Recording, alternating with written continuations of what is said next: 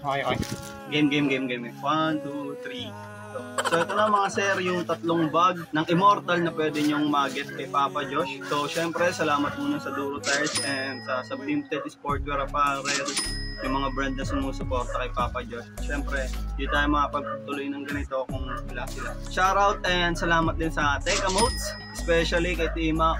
So kung di dahil kay Tima, di madadagdagan yung mapapanalunan niyo. Thank you, boss. Meron tayo ditong dalawang bag na magkaparehas. So ayan, tapos ito naiiba. Di ko alam kung anong mga version to mga sir, pero check natin. So ito munang nag-iisa. Actually na-check ko na din to. Based on my research or yung mga nakikita ko ng mga review is goods na goods naman talaga yung Immortal. So yung first natin mga sir, meron siya ditong bulsa sa harap. Ayan o. Yan. And then may etiketa ng Immortal, syempre. And yung pangalawang bulsa niya dito, yung malaki. Yan. Tapos meron lang siyang dalawa bulsa dyan. Divider lang yung nasa gitna, wala siyang zipper. So bali meron siyang tatlo dito. Bali tatlo yung bulsa niya na. Ito yung pang-apat na bulsa. So ayan. Meron siyang apat na bulsa.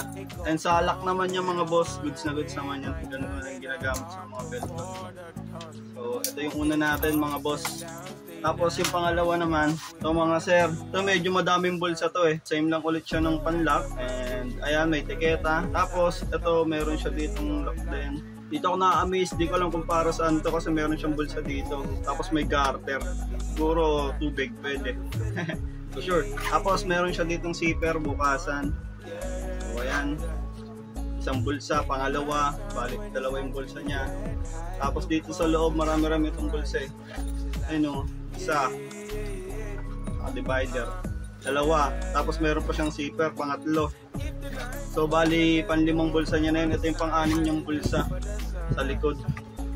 And so ayun, bali meron siyang 6 na bulsa. Daming bulsa no? Tapos wala naman tayong lalagay na pera. Wait.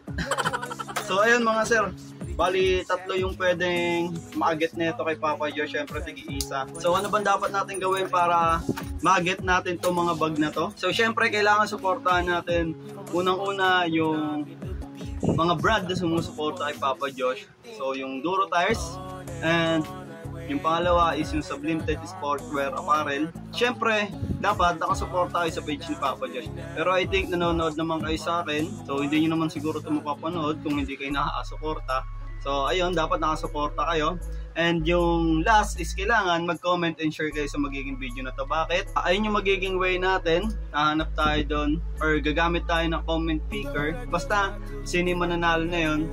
And then i-check natin sa Facebook niya kung nakashare sa kanya tong magiging video natin. Kasi hindi naman pwedeng nag-comment ka lang, na napili ka lang, and then yun na, di tayo sumuporta. Syempre, give and take, supportahan niyo si Papa Josh, and syempre, babalik natin yun sa kanila kahit hindi naman talaga tayo sumasahod kay Meta. Bale, mangyayari mga sir, kung may napili na tayo sa comment picker natin, and then hindi siya nakashare ng video, and hindi naman siya sumusuporta sa mga brand na sumusuporta kay Papa Josh, hindi na natin siya mapipili.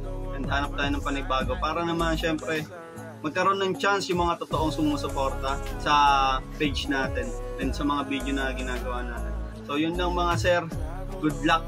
Okay, yung regarding naman dito sa Sublimed Sportwear Apparel jersey natin, di muna natin siya may sasabay ngayon, so baka Sunday na lang. And yung mananalo naman dito is popost na natin agad sa Saturday night para kahit pa paano hindi agad mawala ng pag-asa yung mga hindi mapipili para sa Sunday makabawi sila.